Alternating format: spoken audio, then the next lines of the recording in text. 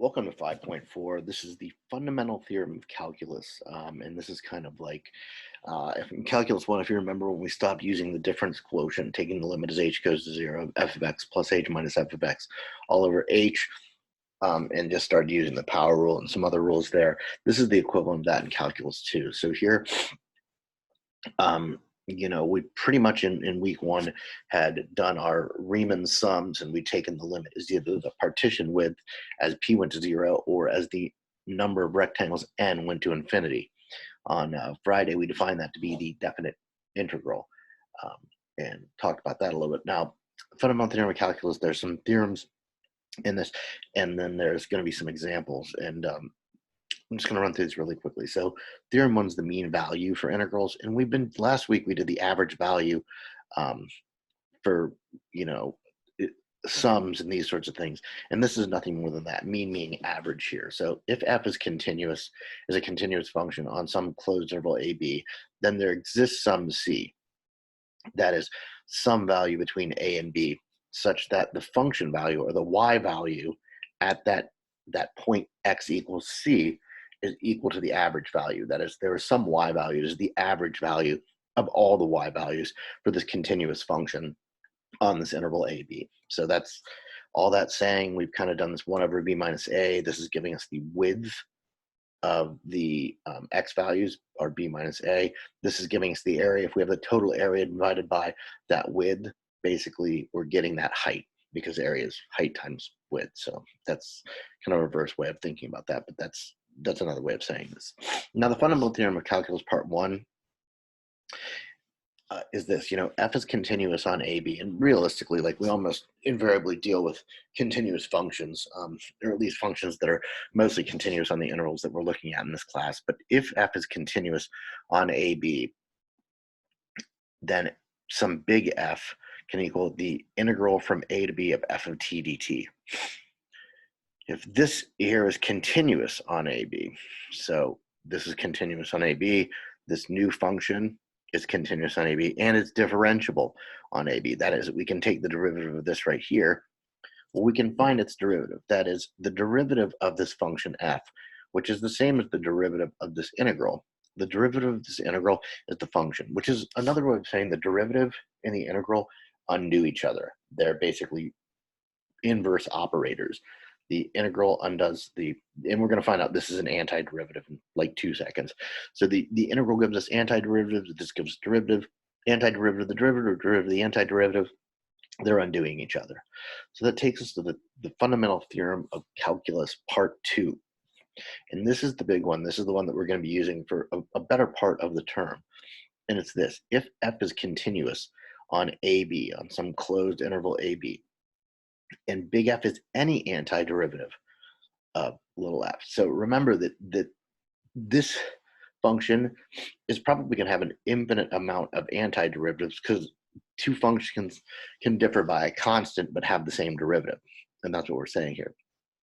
So if this is continuous on AB, then the integral of f of x dx from a to b is the antiderivative of this function f evaluated at b minus the antiderivative of this function evaluated at a. And that's big. That's, we're going to be doing a lot of antiderivatives and working backwards from what we learned last term. Okay, so this next thing is a theorem. It's called the net change theorem. And the net change in a differentiable function f of x over an interval of AB is the integral of its rate of change. So this f of b minus a, we can think of this being the antiderivative of the derivative of f between a, b. And the way that we can use this is like this. If we have a velocity function here, remember that position was the the position. If we take the derivative of the position function, the s function, that gives us our velocity function. If we take the derivative of the velocity function, that gives us an acceleration function. So here, if we're taking the definite integral from time 1 to time 2 of the velocity function, we can find out what the displacement is by taking the antiderivative of this evaluated at b, our right endpoint, or the time 2, minus the antiderivative of this evaluated at t1. And if you think about this, we multiplied width times height. So we multiplied a velocity function's height times the width of an interval to get the distance traveled. That's really kind of a similar thing to what we're doing right here. Now, this next one, I'll explain this a little bit more later. It'll come up. An example will be easier to think about. The relationship between integration and area is a little bit different. Now, displacement gives you the total distance between the height of the ending point and the start of the y value at the starting point, but that doesn't give you total distance traveled. If you have a rock that's thrown up, displacements just give you the distance between your hand and that rock. If it goes up and comes back down, the total distance there is going to be a little bit different. So the relationship between integration and area is this: to find the total area between a curve y equals f of x and the x-axis. So we're going to find the area between the x-axis and that over AB. And this is total distance, not displacement per se. We need to subdivide our interval AB at the zeros, because anytime a function equals 0, it could be going through the x-axis and be positive, or it can be negative. And we want to make sure that if we're getting the total area or the total distance traveled, we don't want any negative areas, which you would get if you had a curve that was underneath the x-axis and taking rectangles, you'd have a negative y value, and that would give you a negative area. So to find the total distance traveled, we'd subdivide our little partition of x at the zeros, integrate, or take the integral of each of the function between the zeros, so over each interval, and then we're going to add the absolute values of these integrals up. And I'll show you kind of an example in a little bit to do that. So here, we're going to evaluate some things. I'm going to be over here doing these. The antiderivative of x to the 299th power, well, if you remember, if we just have a power function, some x to a number, to take the derivative, we always brought the number down and subtracted one. Well, we do the opposite of that. The opposite of bringing down, which is multiplication, is division. The opposite of subtracting one is adding one. So we add 1 to this, giving us 300, and divide by that.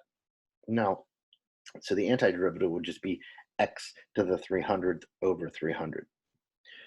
Because if we use this fundamental theorem of calculus part 2, we can find what the area is, or evaluate these definite integrals, which have bounds on them, by plugging in the upper value, 1 to the 300th, plugging in the lower bound, negative 1 to the 300th, and 1 to the 300th would be, well, 1.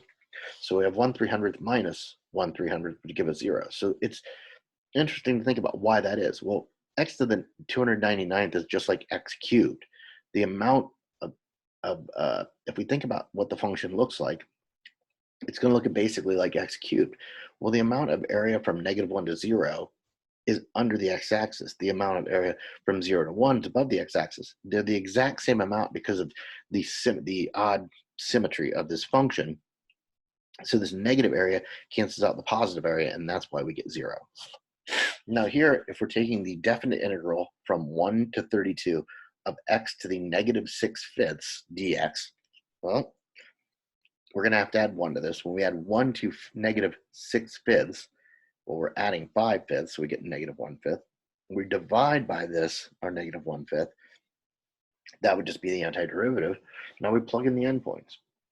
Plug 32 in here, minus plugging the lower bound in. A little bit of math here, multiplying by the reciprocal. And if you don't know what this is, just plug it in your calculator. This is really going to be 1 over 32 to the 5th, which 32 to the 1/5 power, which is the 5th root of 32. That's 2. Whenever the reciprocal, that's our -5. That negative carries down to be that negative. This negative right here reciprocates to give us that. 1 to any power is 1, so it's 1 over 1. 5 times 1/2 because it's -5/2. Negative is positive, so times 5. Plus 5 here, so that turns into a positive 5 plus 5. -5/2 plus 5 is in fact 5/2. That's it. This next one is not going to be your favorite because it deals with trig, but it's a thing. So if we have secant of x plus tangent of x and we're squaring it, really I'm multiplying secant of x plus tangent of x times secant of x plus tangent of x. When we multiply secant times secant, we have a secant squared. When we multiply the outside and inside of the FOIL, secant times tangent and secant times tangent, 2 secant tangent of x plus tangent squared of x. So here, what we have to do is we have the sum of a bunch of things. So we're going to take these individually. If you see we have this integral from 0 to pi over 6 of secant squared x, we split that up and just look at that individually. Now, this 2 here is going to come out in front of here, but the secant tangent is going to end up here. We're still looking at the integral from 0 to pi over 6, just like we have it here. And that's a dx. Finally, we have plus. This positive comes from that positive right there. We still have our bounds from 0 to pi over 6. And here we have the definite integral from 0 to pi over 6 of tangent squared dx. Now, if you recall, and you may or may not, the derivative of tangent is secant squared.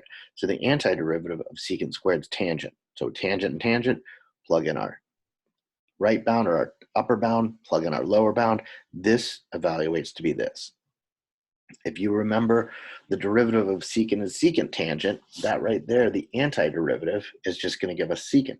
That 2 is carrying down here. We're plugging in our upper bound, our lower bound, our 0. Now this is going to be plus something. We don't know the derivative of what equals a tangent squared x. We don't really know what that is. So here, we've carried this down. Here, we carried this down. Here, I'm just going to put star. Now notice, I'm just going to do star really quickly. If we're looking at this piece right here, from the Pythagorean identity, the sine squared x plus cosine squared x equals 1, you can manipulate it by dividing everything by cosine squared to get 1 plus secant equals, or 1 minus secant, well, 1 plus tangent equals secant. A little bit of algebra gets you to tangent equals 1 minus secant squared. So that's this right here using the Pythagorean identity gets us to here. Now, if we take the antiderivative, we take the definite integral of this from 0 to pi over 6, this is just a 1 dx. This negative carries over to this negative. Now we're taking the indefinite integral from 0 to pi over 6 of secant squared x. There should really be a dx on the end of that as well. That didn't carry over. So here, the antiderivative of 1 is just x. So right here, the antiderivative of 1 is x. When we plug pi over 6 in, we get this. Minus 0, we get that.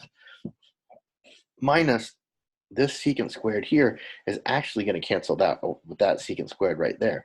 We can take the antiderivative, which is tangent pi over 6 plus tangent of 0, but you'll notice that if we plug that in here, we're tangent of pi over 6, we have a negative tangent of pi over 6. Our minus tangent of 0, we have a plus tangent of 0. These cancel and that cancel. So what's carrying down here is these two pieces. Secant of pi over 6 is 2. That 2 gives us this. Secant of 0 is 1. That gives us that 2. Plus pi over 6, that's right there. Minus 0 is that. Here, 2 times 2 is 4, plus 2 is 6, plus pi over 6. You can write it like that. Or you can write this 36 plus pi over 6. That's a you thing, not a me thing, whatever. My math lab might want is 36 plus pi over 6. I'm not totally sure. So a couple more here. Right here, we don't know what the antiderivative of this is, or if you do, good, but I don't really know at all. We have to FOIL this side out and expand it. So really, from here to the next line, all I'm doing is FOILing this out. So first here, 2 times x to the 1/3, 2 times x to the 1/3 is 2x to the 1/3. Now, 1, I guess we go first, we did inside, that's fine. 1 times 2 is giving us that 2. 1 times negative, oh, that's our last, negative x to 2/3 is this. And finally, negative x to 2/3 times x to the 1/3. Well, negative times positive is negative. When we're multiplying like bases, we add the exponent. So this 1/3 plus 2/3 is 1. That should really just be an x right here, not a 1. Let's just assume we have this as it is. Finally, we can divide this out. Now, when we divide x to the 1/3 by x to the 1/3, that's going to give us 1, so that 2 carries down here. Negative 1, or this is really negative 1 plus 2 is 1. 1 divided by x to the negative 1/3 is that. But this really should be an x, so this is kind of a flawed problem. Just kind of run with it as it is. Minus x to the 2/3 divided by x to the 1/3. Well, when we're dividing this by this, we subtract the 1/3 off this 2/3 to get our negative x to the 1/3. Now we can take basically the definite integral of each of these individually. The 2 slides through, we just have a dx. Here, this is trapped over here. And we have minus this piece right here. So the antiderivative of x, or of, excuse me, of 1 is just x. So we plug in our upper bound 8, lower bound 1, 2 times 8 minus 1, that's what we have here.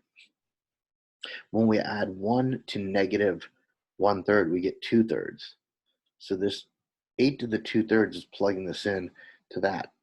This 1 to the 2/3 is plugging that in. Not only do we add 1 to get our 2/3, we're dividing by 2/3, which ends up to be multiplication by 3/2. Finally, this x to the 1/3. When we add 1 to 1/3, we get 4/3. That's what this 8 to the 4/3. We're plugging in the upper bound 4/3, lower bound 4/3. When we have that 4/3, we're also dividing by 4/3, which turns into multiplication by the reciprocal 3/4. And here it's really just a calculator problem. You can just jam all this in your calculator or distribute this through.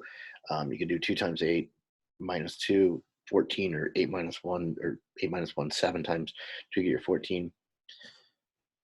8 to the 2/3 is the cube root of 8, which is 2 squared, which is 4. 4 is what this is going to be right here. This right here, that's going to be 1. 8 to the 4/3, we take the cube root of this. That's going to be 2. Raised to the 4th power, 32. That's going to be 1. We distribute that piece through. Really, this is just a collapsing of that. Because if we have our 8 to the 2/3, cube root of that is 4. 4 minus 1 is 3. 3 times 3/2 gives us our 9/2. 8 to the 4/3, we take the cube root of 8 to get 2. Raise it to the 4th power to get 16. 16 minus 1 is like 15. 15 times this is our 45/4. Add that all up, you're going to get this. So you can just put all this in your calculator or do it individually. Okay, so next thing we're going to do is we're going to use the fundamental theorem of calculus, kind of part 1 here. And when we do this, it's a little bit different. We're going to do this in 2 ways. We're going to evaluate the integral and then differentiate. So evaluate this integral and then take the derivative of it. And then B, we're going to differentiate the integral directly. So here, this is the derivative with respect to theta of the definite integral from 0 to tangent of theta of secant squared y dy. Now, the antiderivative of secant is tangent. So tangent is the antiderivative of this thing right here. From the fundamental theorem of calculus part 2, we take the antiderivative, plug the upper bound in, that's what we have here, minus the antiderivative of this, which is tangent, put the lower bound in. That's what we have right here. So just looking at this piece, not even thinking about the derivative, that's what we have. Now we have to take the derivative of this. Well, the derivative of this, if you remember correctly, and we're going to take minus the derivative of this. The derivative of tangent of theta, well, this is a chain rule. So the derivative of the outside, the derivative of tangent secant, secant squared of the inside, so that secant squared tangent theta is going to be this outside, times the derivative of the inside by the chain rule, the derivative of secant squared, that's what we get right here. Tangent of 0 is 0. We're evaluating that at a point rather than, like, if you look at the top, we're evaluating this at a function. That's why we're getting a function back. If we're evaluating this at a point, we're going to get a value, a numerical value. The derivative of any constant, numerical value 0. So that's why it's just the derivative of this. We think about it with the chain rule. Now, if we take the derivative of this directly, like using v, we don't take the antiderivative. All we do is the fundamental theorem of calculus part 1 says force this into this function, which we have right here. But then the chain rule, we have to multiply it by this function that we plugged in here. So when we plug this in, we're getting this first piece. When we take the derivative of that tangent, that's what gives us our secant squared. These match up. So it doesn't matter if you take the antiderivative, then take the derivative, or take the derivative of the integral, which is the antiderivative, you're going to get the same value either way. Now, in this next one, we're going to find the derivative dy dx. If they're defining this to be y, the derivative of this, and notice y is not just a function, it's the antiderivative or the definite integral of this function cubed. Well, if we're taking the derivative of this, the derivative of anything cubed is 3 of those things squared. Like that's straight up power rule. Like the derivative of anything cubed is 3 of those things squared. But then by the chain rule, we have to multiply it by the derivative of the inside. The derivative of the antiderivative just gives us this function right here, which is that right there. So that's where that's appearing and coming from. And I know this is all a lot, but like just you can watch it again, you can slow it down. We're gonna go over it again on Monday, but yeah, we're gonna start getting in the deep end really quickly. We're leaving Riemann sums behind and getting back to more algebraic and trigonometric type work. Now, the last one we're gonna do right now is this. We're gonna find the total area. And if we find the total area of y equals x cubed minus 3x squared plus 2x between 0 and 2, total area is different than just the integral, because the total area, we don't want displacement. We want the amount of area between the curve and the x-axis, and not counting stuff that's below the x-axis to be negative. So we need to find the zeros. If we factor the x out of this, and then we can factor a little bit more, we'll notice that y equals x times x minus 2 minus x minus 1. The zeros are 0, 1, and 2. And because this is a cubic function with positive leading coefficient, we know it's going to have this general shape. It goes through 0, it goes through 1, it goes through 2, and then goes up. Now notice, between 0 and 1, the integral is positive. So we can't just take the integral from 0 to 2, or it's going to subtract this little piece off of that piece. We don't want that. We want to add them together. So for this function, we have to take the integral from 0 to 1, and we want to take the absolute value of that. To that, we're going to add the integral from 1 to 2 of this function, because that's going to give us this little piece of area plus that little piece of area. Now, one thing I can say for sure is if we take the antiderivative, adding 1 to this and dividing by it, that's going to give us x to the fourth, or 1/4 x to the fourth. Antiderivative of this is add 1, divide by 3, which is really just going to give us negative x cubed. The antiderivative of this, 1 plus 1 is 2, divide by that, x squared. If we're plugging in our upper bound, recall this is x to the fourth over 4, so we plug the 1 in. This was an x cubed, plug the 1 in. This was an x squared, plug the 1 in. Minus, now we're plugging the lower bound in, plugging this into our x to the fourth over 4, plugging it into our minus x cubed, plugging it into our squared function. Okay, so we're taking the absolute value of this whole thing, that's giving us the area of this function between 0 and 1. Now we're going to get the area from 1 to 2, which classically would be negative because the heights of our approximating rectangles would be under the x-axis. But we don't want that. So the antiderivative of this is the same as the antiderivative of this because they're the same function. So recall, we have an x to the fourth over 4 minus an x cubed plus an x squared. Here, if I plug in 1 and 2, well, 2 to the fourth over 2 minus 2 cubed plus 2 squared. We're plugging in that 2 to our antiderivative. Minus the 1s. Well, if we distribute this through, plugging our 1 and we have this, plugging in our 1 and we get this, plugging our 1 and we get this. When we calculate this a little bit more, 1/4 minus 1 plus 1 minus 0, that's this, all of this stuff right here when you just expand it out a little bit, which is really 1/4, so absolute value is 1/4. This right here gives us 4 minus 8 plus 4 minus 1/4. All told, that negative 8 and the 8 cancels that. We have the absolute value of 1/4, which is 1/4. 1/4 plus 1/4 is 1/2. So the total area there and there is going to give us 1/2. So we'll do more examples in class, but hopefully that kind of makes sense. Please watch this video before class. It's really going to help you be ready for the examples in class, and watch the other video if you want as well. Both of them will help you. So that's it for today. Thanks.